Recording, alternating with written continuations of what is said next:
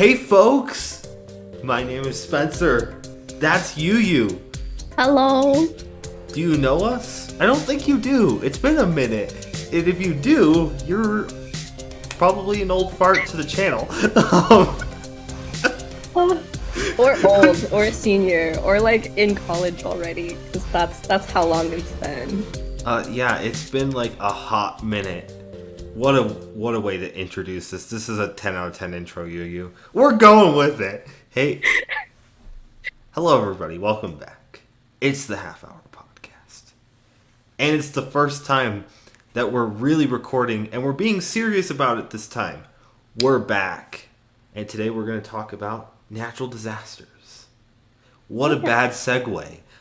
And I feel like before we continue, we should probably introduce ourselves because I'm anticipating we have a lot of new listeners that actually don't know who we are and have never competed against us in the Wyoming and circuit. and So in yeah. the Wyoming circuit or elsewhere, because like it's been a minute, right? And we're really a target for the speech and debate audience. So it we'll take a few extra minutes in this episode. We'll introduce ourselves and we'll talk about how this podcast works, etc. So I'll gladly start with YuYu because YuYu is usually the first name listed. Of course. I am YuYu. I competed on the Wyoming circuit for 4 years, and I did extemporaneous speaking for 4 years of my speech and debate career, along with other events as well. I have had some success, I'd say, like both nationally and also on my personal circuit in Wyoming. So I feel like I have some tips and tricks for you in terms of how to construct your speech and also learning more content in order to strengthen your ability and confidence in your extemporaneous speaking skills. I'm Spencer Travis. I also competed for 4 years in the Wyoming circuit from originally from Green River High School. I did extemporaneous speaking mostly and national qualifier in the event, two-time state finalist. So pretty cool, and that's kind of where our target audience is for. Since then, and it's been a break since we've really done the podcasts. I have graduated from college. I hold a degree in political science, and I work for the state of Wyoming's government within the Department of Transportation. So I'm pretty heavily involved with politics. Even though my job really isn't the most politically based, it does resolve around some things that have to be political. So I understand a lot more of the statewide interaction of government here in the state of Wyoming. But you also have to understand the federal government and international government's impacts on other things that we do. So, with that being said, let's explain a little bit about how this podcast works. And it's pretty exciting if you are brand new to this.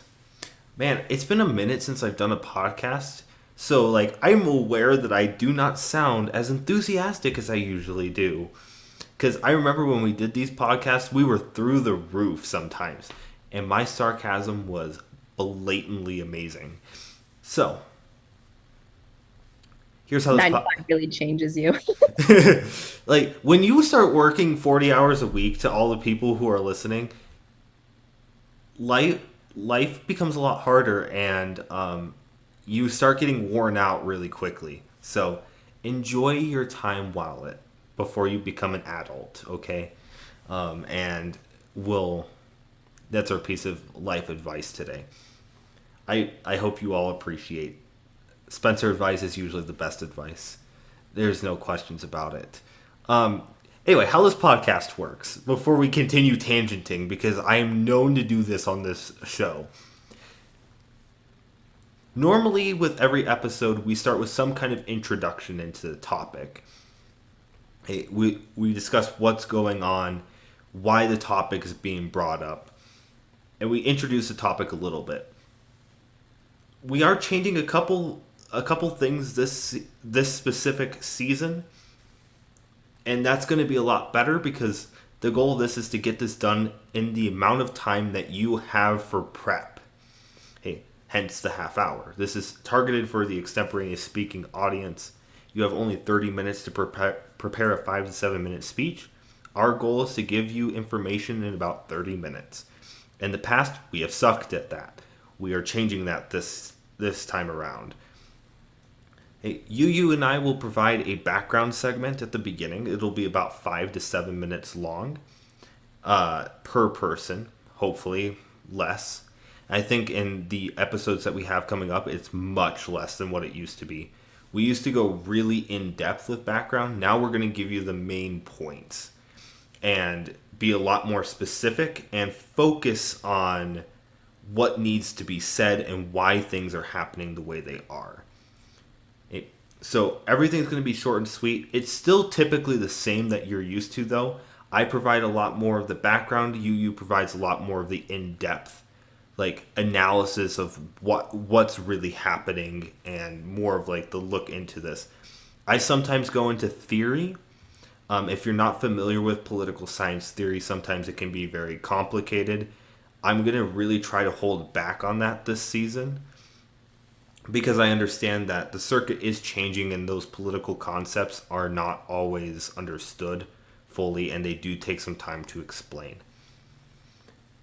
After that, we take a question from Extemp Central, typically. If not, we'll come up with a question on our own. Extemp Central is a great resource to find Extemp questions to practice. So for any coaches that are interested in challenging your team and finding questions that are likely to be picked, this is great advice for you as you coaches. Extemp Central is a phenomenal resource. They provide questions every week. Every Monday you'll have 10 questions, both US and international. We select questions right from that list. That's how we create the topics that are on this channel. So We are not sponsored we are by not Extemp we are Central. not we are not sponsored. This is just a great resource. And I'm pretty sure Extemp Central is like more of a non-profit too, so they don't like do anything, or they don't even like, yeah. Market. We are partnered with Lyle Wiley here on One Clap. Lyle Wiley is a cool dude, so go and give him all the support. Thank you so much, Lyle, for everything and uploading our content, pushing us a lot more. It's been a minute, so we thank you all so much if you continue supporting this. We are on YouTube. We have our own channel. It's the Half Hour. Go and look us up. Subscribe to us. You get stuff earlier. YuYu will give that whole spiel later. YuYu's got a thing that she does at the end of every video.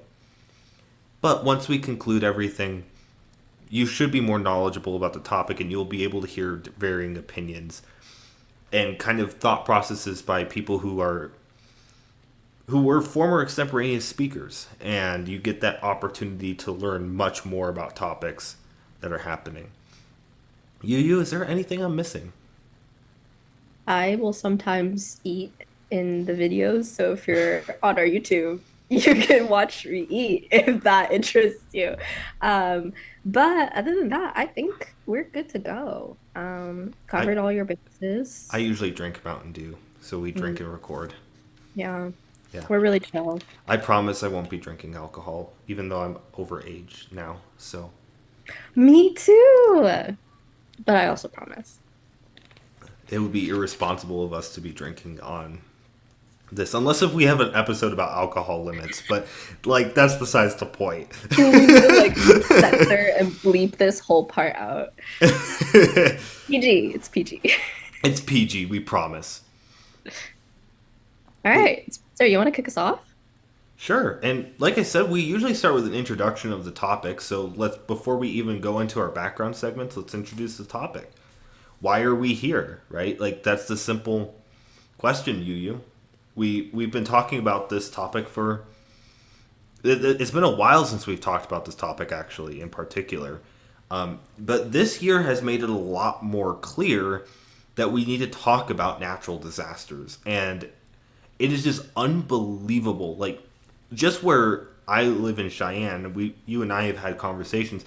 This is abnormal weather, and it has been incredibly hot this year. Or where I live, it's been full of rain, which is not normal for typical Cheyenne. So But we're talking about a lot more of these natural disasters and what seems to be the true effects of climate change really happening.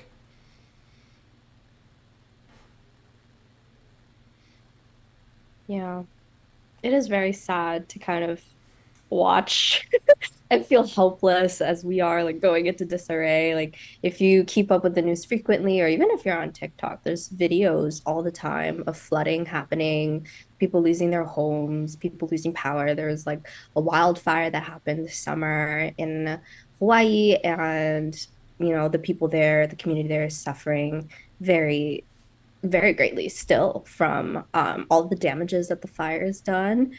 And I think it is good to say that like this is man-made, and all these disasters that are happening connects to us and how we have been as people and corporations, going about our everyday lives and doing things that are very destructive to our environment, causing a lot of this to happen. I mean, the facts are just straight out there. This is it. Climate change, the way that we're seeing it now, for the first time in the world's history, has is in fact man-made. It's something totally different than what it has been in the past. And the climate science has stated in the past, like, climate change is a natural response to Earth. Like, it's the way that it's the way it's happened in Earth's past. There's been several instances of climate change before, but in the past it hasn't been caused by humans, right? It's just been caused by natural things that happen with the Earth. For the first time in the Earth's history, this is in fact man-made, and what we're seeing is not anything that has been seen before when it comes to climate change. So that's the discussion that's been happening. We're not going to go too much into the climate science. It's very, very complicated. Um, all you really need to know is this is man-made, and it is perpetuated by the fact of continuing growth with fossil fuels. That's the short and sweet of it. And it has been a controversial topic, despite many scientists siding with the fact that climate change is in fact real. I believe it's like 99% of scientists say that this is a real thing. So put the facts out there. This is a real problem, and we see this especially this year. Any last things, you before we jump in? I don't think I have anything else to add, but do want to emphasize that this is very much a real problem, and probably one of the biggest problems that we, as the next generation, you know, taking control of power, have to face. Exactly. Also, just to note, we forgot to mention this earlier. Each month we'll go. This is a new change. We'll do two international and two United States topics. This will be the international topic of the month, or of, well, I guess of this month, because we're only going to have 3 episodes in October. So this is a real international topic, and it's not just the United States, it's several other countries, and we'll be taking this and looking at this from an international perspective today. All right, without further ado, let's jump in. We'll start with your little background information. So, there's an organization called the NOAA. They are the National Oceanic and Atmospheric Administration.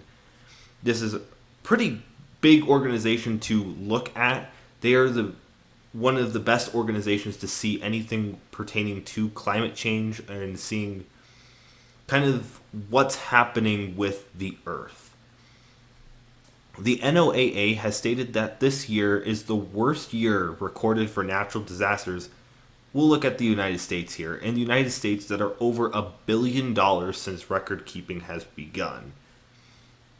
When I read this article, and things have changed here. There have been 23 natural disasters that are over $1 billion. 18 have been severe weather events. 2 have been flooding events. There's been one tropical cyclone. This is Hurricane Idalia. One wildfire event. This would be what happened in Hawaii. and one winter storm event. One of the biggest natural disasters in the United States were the wildfires in Hawaii, which killed 115 people. And to this day, there are still dozens that are missing. We haven't really heard a lot of reports about updates pertaining to the wildfires in Hawaii since this whole thing had happened. So maybe go and try to dig a little deeper into the wildfires that happened in Hawaii. This was a very serious issue. These wildfires were exacerbated by Hurricane Dora, by its strong winds. This wildfire led to the deadliest wildfire that happened in the United States in over a century. Now, Hurricane Dora did not make impact on Hawaii, just for your information, but it was essentially close enough to where strong winds pushed the fires so fast that it encompassed a couple of towns and just absolutely destroyed natural cultural heritage and led to one of the deadliest wildfires we've ever seen in this country's history. And if I'm being totally honest, this was shocking to see that this happened in Hawaii, out of all places. I don't think that's what we would normally expect of a place to have a wildfire. In the United States, the cost and frequency of natural disaster events have increased in recent years. Increased losses from catastrophic events increased 5 to 7% per year and are continuing to rise at a long-term rate. So insured losses are essentially like how much money you are losing from a catastrophic event. So think of that as like a hurricane comes and takes out your home, for example. The catastrophe that has been the biggest threat to insurers in 2023 this year, thunderstorms. And that's because thunderstorms have been much stronger than in the past. And you can see this based off of various flooding events. If you live in the state of Wyoming, this has been one of the wettest years of all time. So one of the biggest threat to insurers is and has in fact been thunderstorms, and they have been leading to more severe events such as more tornadoes. Adding some food for thought here. Obviously, I just said this, part of the reason as to why natural disasters have become more costly towards insurers is likely due to this is due to population growth. I forgot what I wrote. That's cool. But it's due to population growth in hazardous and low-lying areas. And to this day, this is seen as more significant. So this is like your populations that are like right near sea level, for example, where you're going to have more hurricanes, or you're going to have more hurricanes or droughts that are going to lead to greater wildfires. So to this day, this is seen as more significant, and you will probably see more costly disasters towards insurers over time. Since 1980, the United States has experienced 371 climate events that exceeded $1 billion or more of damage, according to the NOAA. This means, remembering that we had 23 natural disasters that are over $1 billion this year, this means that 6.2% of these natural disasters occurred this year, and this is expected to grow. So it is likely that that percentage will be higher next year or higher in 2025. Across these events, the total cost of damage exceeds $2.6 trillion. Rachel Cledis of the Union of Concerned Scientists has spoken out about the record-breaking numbers in terms of natural disasters, saying, quote, "These record-breaking numbers during a year that is on track to be one of the hottest ever are sobering and the latest confirmation of a worsening trend in costly disasters." On top of that, Cledis adds, "This year is far from over, with the busiest part of the hurricane season just getting underway, making it likely that these numbers will climb further." And that's what we mean when we're talking about this is potentially going to be worse than what we're making it out to be now. Hurricane season is not over. I don't think it usually ends until the end of this month, YuYu. So this is a serious, serious thing. And on top of that, we're talking about winter weather events that have been nastier than usual. So this year is not over with some of the biggest natural disasters, and we could definitely be seeing something particularly scary. Definitely. And I think with just everything we're seeing now in media, it's already very scary. And we are certainly in a state of panic, or at least like most groups and climate activist groups that are involved with these issues are very much in a state of panic. And that's why you do see increasing acts that are a lot more, I'd say like a lot more out there and surprising and just bolder moves on climate activists' parts because they're in such a state of panic about what we should do in order to combat the climate crisis. And I think like this is just a good place to emphasize again these recent events that have been happening and this like continual climb in the worsening climate disaster and also global rising temperatures is man-made and has been due to both like corporate influences, but also governmental decisions to approve certain projects and to allow it to really get out of hand. And we even see it within Hawaii itself. Right? No one expected it to happen, but that's only because we haven't really been there to see the history of how all that happened with the effects of like wanting to clear out land in order for agriculture to take place and stimulate that type of production leading to barren land that was able to catch fire and spread that fire really, really quickly. And is not the only place that's experiencing this, right? Like everywhere is sort of experiencing this.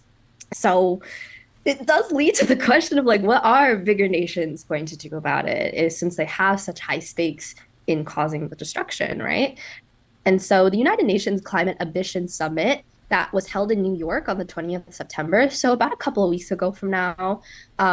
It's also called CAS, or CAS, if you wanted to know. But prior to the meeting, there were lots of protests happening in New York leading up to the conference, specifically anti-fossil fuel protests in response to Biden and other global leaders continuing approval of oil drilling projects like the Willow Project. This is a lead up to the Conference of Parties or the 28th Conference of Parties. You might know it as COP28. It's more the familiar name, happening in November. What was discussed in the CAS held in New York, though, was the usual countries need to start phasing out of using oil and coal. We have to have strategic plans and to follow a tight timeline. And we definitely have to keep global temperatures under 1.5 degrees Celsius, etc. All of these promises were promises that countries had signed on to during the Paris Agreement that happened in 2015. So this isn't new. The discussion and also points that these countries are bringing up is definitely not new things that they have to do or like new procedures that they're going to adopt. It's usually the same, more so just shifting sort of the responsibility, managing their timelines, and even like shifting back timelines in order to meet the goals that they set out to meet for the Paris Agreement that they had in 2015 or that they agreed on in 2015. However, this year, though, there has been a major push for renewables and gaining funding to subsidize this huge shift to renewable energy rather than using fossil fuels and other non-renewable energy sources. The Nation reports that who's going to preside over COP28 would be Sultan Al Jaber, which is the chief executive of the country's national oil company, Abu Dhabi National Oil Company, or ADNOC. And that decision definitely outraged climate activists because it doesn't make sense that you would have someone, that is a leader and chief executive of the country's national oil company to be the one presiding over COP28 and really leading the discussion on shifting to renewables and decreasing global temperatures.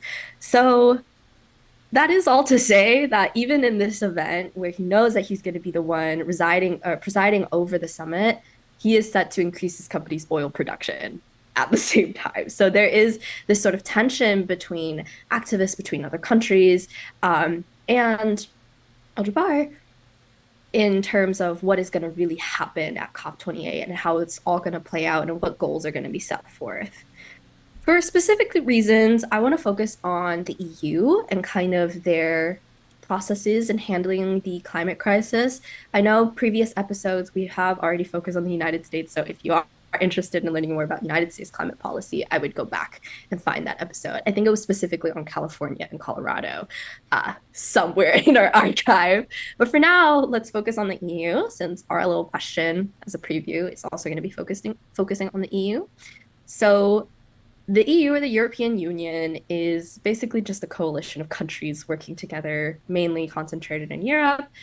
The plan that the EU had formed, which is called Repower EU, um, formed when the Russia-Ukrainian war started, and the EU really had to figure out, or the EU countries really had to figure out where to get their oil and energy supply from besides Russia, because they didn't want to support Russia and their funds for the war against Ukraine. So, as a result, the EU came up with a plan that they would need to have 69% of shared renewables and electricity by 2030 to meet its goals outlined in the Repower EU plan. The International Energy Agency, or the IEA, estimated that the EU can get to 55% share of renewables by 2027 and suggests that further action could be taken to meet these goals, like overcoming deployment challenges in the electricity sector and also transporting and heating and cooling sectors as well. Other initiatives include the EU Green Deal and other bills EU lawmakers are trying to pass to meet 2030 targets and their pledge to the Paris Agreement. A couple of weeks ago, they had passed an initiative that accelerated the deployment of solar panels and windmills, and they expect that the deployment of renewables in the transport sector should help reduce greenhouse gas emissions by 14.5% by 2030. Not all countries, a part of the EU, agree on production and stipulation of how to get there. Some of the greatly contested methods are hydrogen and nuclear energy sources, but this initiative is still in the process of gaining approval from other member countries, meaning that there isn't even a lot of agreement on what it is that each country has to do in order to meet these goals. There are also initiatives working on conservation efforts to curb deforestation, but those also gained a lot of backlash and had multiple lobbying efforts to curb the passage of that law. But the initiative literally just barely passed back in July. If this doesn't give you like a sense of how EU politics really works out and how like they're dealing with the energy crisis as a collective, then I don't know what does. There is a lot of disagreements. These are like independent nations trying to come up with an agreement after all, much like COP26 and what happened with the Paris Agreement. So there's obviously going to be a lot of pushback on all sides of what the solution would be and what they're going to end up doing. Initiatives had already been criticized as other claims that the EU lacks the ambition to carry out its plans and argued that these plans will ultimately fail for the EU to meet their outlined goals. And mainly, they're criticized for setting yearly targets of renewable energy usages too low, even lower than the UAE's standards, which has been deemed like already as a petro state, which low-key kind of embarrassing if you can't even match the targets of a country that is considered like a petro state in terms of its oil usage and like renewable energy usage as well. So overall, it's kind of a mess, like it's always has been.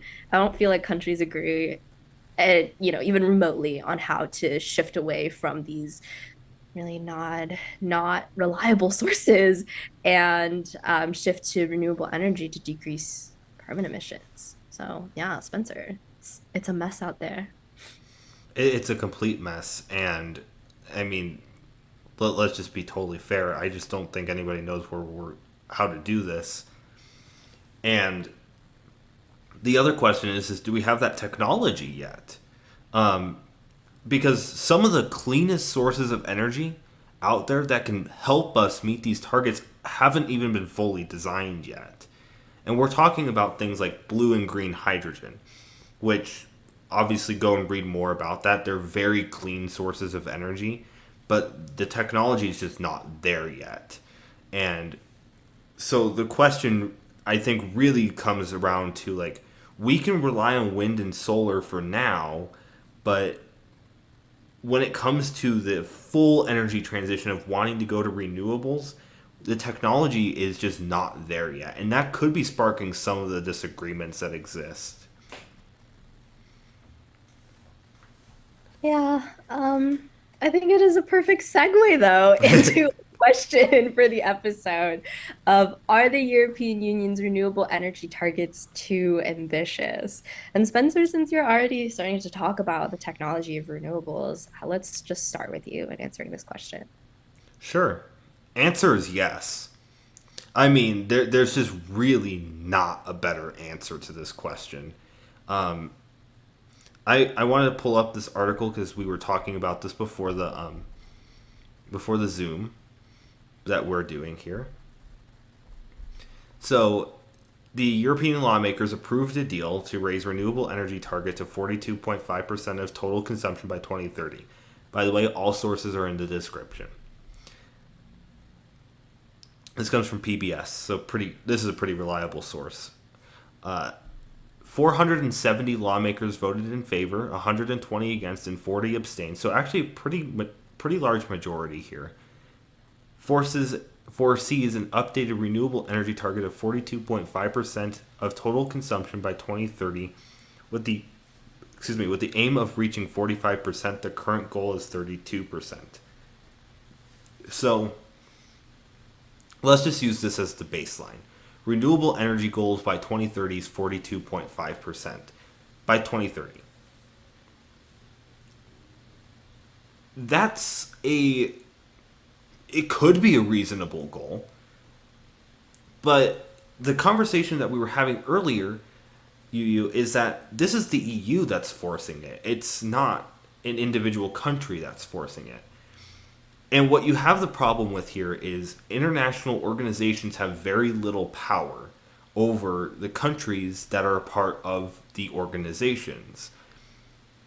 Think of the United Nations, for example. The United Nations has a number of countries as a part of it, and a number of countries that have signed on to deals and on to resolutions to do specific things in the world.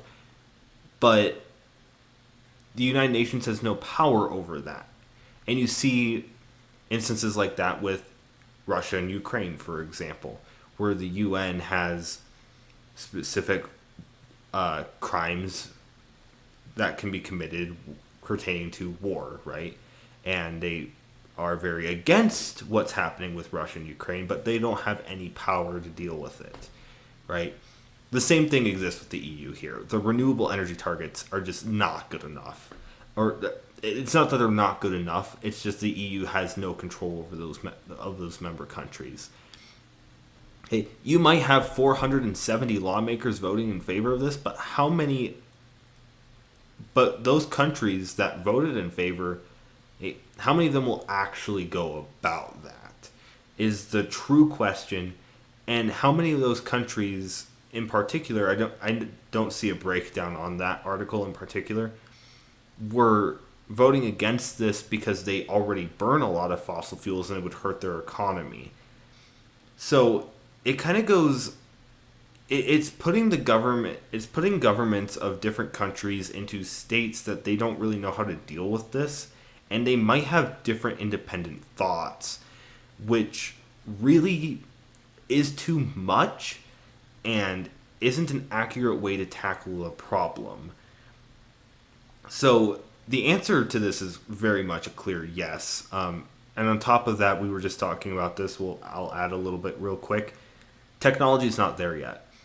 We haven't advanced enough into some of the cleaner forms of energy that exist, and the energy transition into renewable energies. Energy transition, by the way, for people who don't know, is basically a shift in what type of energy we use. We've had several energy transitions in human history. This would be the transition from fossil fuels into renewables. And there is, in fact, an energy transition that is happening. Let's point that fact out there. The problem is that we just haven't met that point. And that technology is still in development, even though because of the events that have happened, that we're pushing harder and faster to get these. It's just not reasonable that this is going to happen anytime soon. Technology is too advanced for us at the moment. So yes, these renewable energy targets are just way too much at the moment. and it's probably likely that it won't happen, especially considering that it's only 7 years out. Yeah, and I think like to add on to that, even if the technology did exist, the distribution and usage of that technology would not be even across EU countries, especially with the ties that certain EU countries have to oil and the necessity of oil to like sustain their economies and to sustain funneling revenue into their own countries in order to do a bunch of other things that they had promised their citizens. I think like we usually tend to think of the EU as just a cluster and that every country just ultimately agrees and they don't have any differences, but that isn't entirely true. With anything that's been brought up to the EU, things are contested all the time. That's why you had like a Brexit happen, right, where the UK left. So understanding that there are these differences between these countries and that certain countries, a part of the EU, are more set on conservation efforts and renewable energy targets than other countries really paints a bigger picture for you to really evaluate and kind of do some personal research of your own about how those tensions play out between individual EU countries and what that means for global targets as well. I think if you were to take this question into a different interpretation or like a different route, since I think Spencer explained very clearly what the answer to the yes would be. You could say yes, but you could instead say that like they need to be ambitious and bring up the urgency of the climate crisis, which is a good I would say like a good deference tactic of if you didn't really know a lot about EU policy or like EU energy structures and you had no idea what Repower EU was, right? If that is the case, I think going the route of saying yes, they are ambitious, but what they really need to focus on is ambitious targets and meeting those ambitious targets because of the severity of the climate crisis right now. I would say as a judge, listening to that speech would be a valid answer as well, as long as you're putting it in the context of Europe, right? And you could expand it to the global, but with a focus on Europe, since the question is like about the European Union. So you should probably focus about the European Union and crises that have happened there relating to the climate crisis. And I think that is a valid answer. Maybe that's just like me. If anything, I think another way or another route that you could go about answering this question is that like saying they're not too ambitious since certain EU countries have set goals that are below their targets already in order so that they could like say they have met their targets.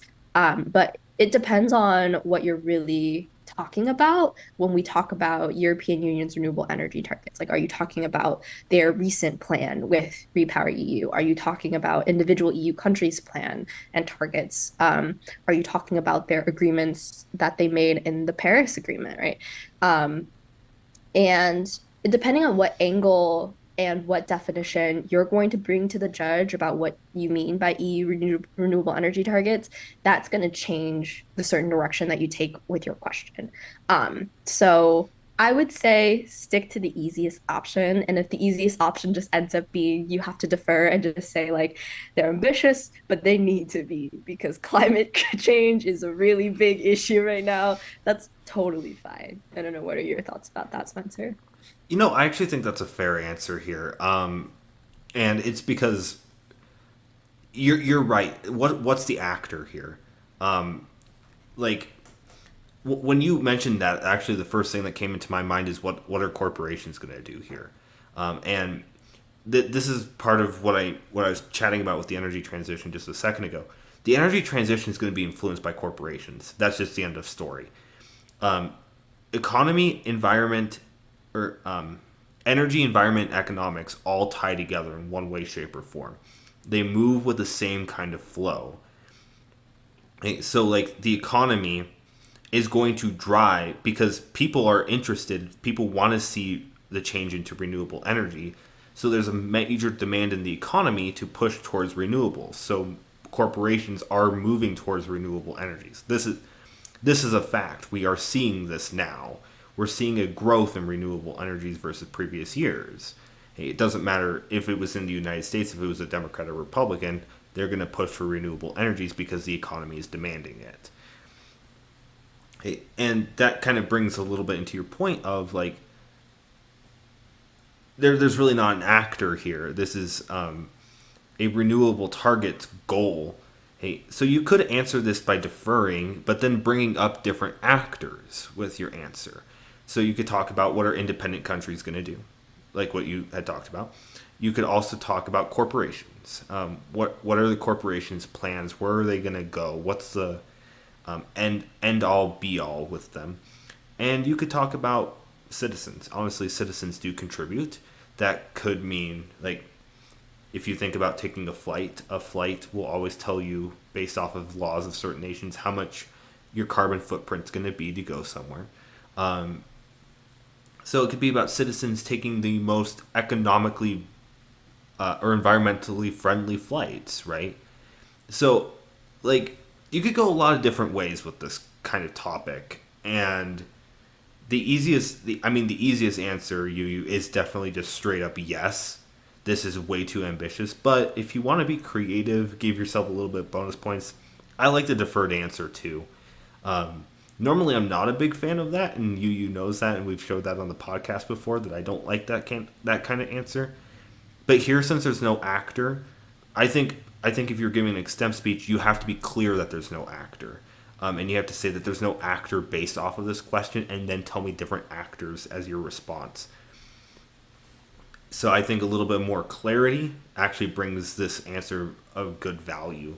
Um, but yeah, I agree with you here, Yu. I think it's perfect to defer as long as you clarify that there's no actor. Yeah, I mean, even if you identify the EU as like the main actor, right?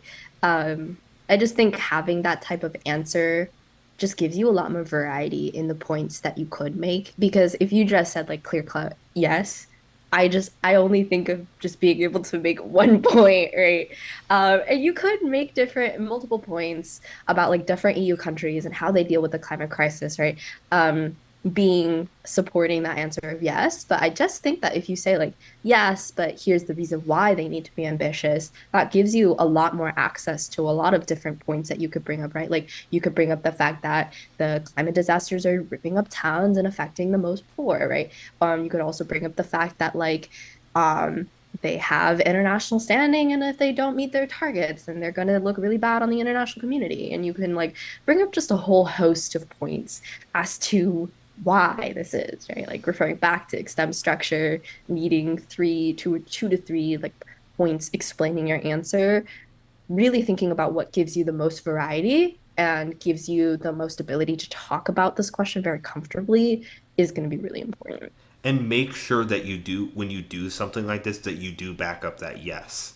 Hey, because Mhm. you can turn around and say yes, they're too ambitious, but then when you say things like but they have to be ambitious, right? And then you bring up the flooding and all that. Make sure you tie that stuff back to the fact that it is too ambitious, right? You have to make that clear with your answer. That way your judge knows the answer that you're giving and understands your point clearly.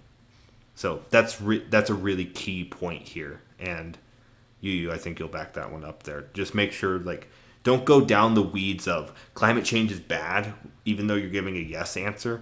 Make sure that yes is backed up because if you're going to say it's too ambitious, as a judge, I need to hear that it's too ambitious and not that climate change is bad, right?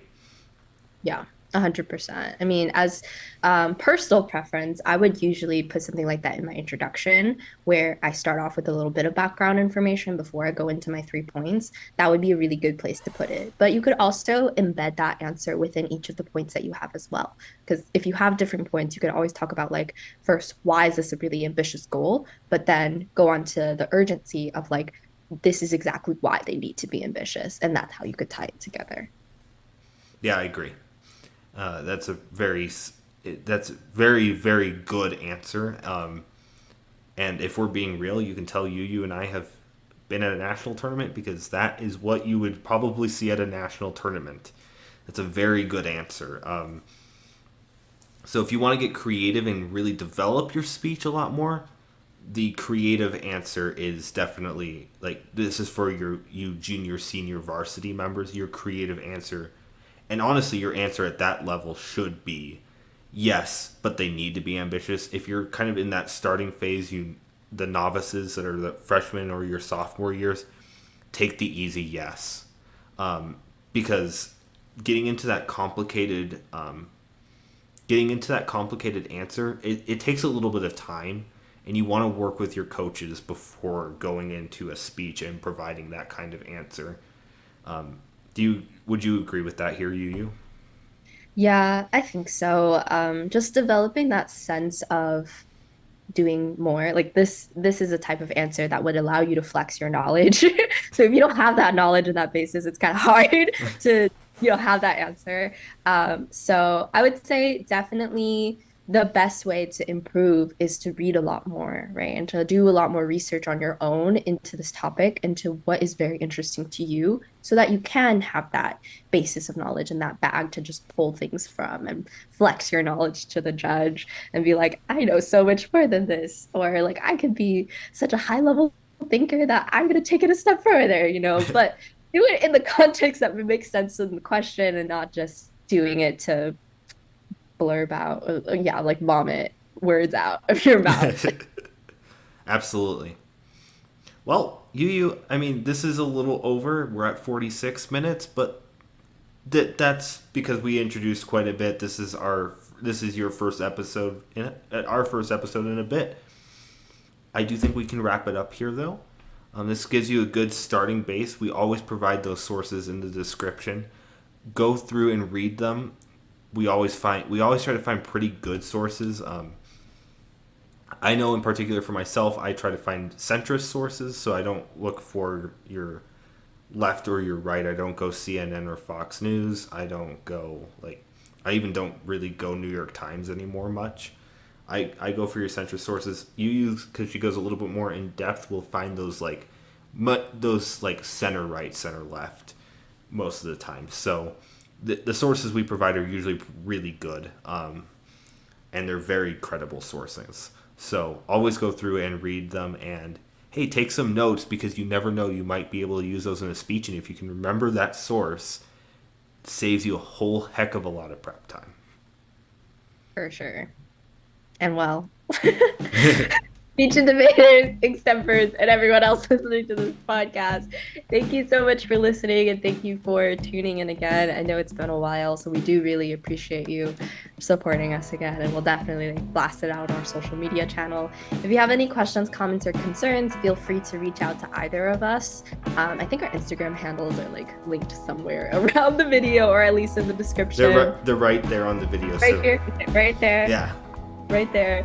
Or right there. I don't know where it's pointed. They're right there. They're right there. They're right there. It'll be below us. But if you don't feel comfortable reaching out to us individually, you can reach out to the Half Hour Extemp podcast on Instagram and the Half Hour on Twitter if you have any questions or concerns. And yeah, we will see you weekly. So tune into that. Our episodes are posted on our YouTube channel a day or even weeks or months ahead of being posted on OneClap, because Lyle's a very busy person. We really appreciate him, but of course, he's a really busy person, coaching, chaperoning tournaments, running tournaments, etc. So if you do want to have reliable and consistent episodes, just feel free to follow us on our YouTube, subscribe, hit the bell so that you're notified. It's the Half Hour Extemp podcast. Thank you so much. It's just the Half Hour on YouTube, but that's fine. Just look us up. You'll know. You see the logo. We're cool. Thank you all so much for watching. And until next time, till next week, we will see you all later.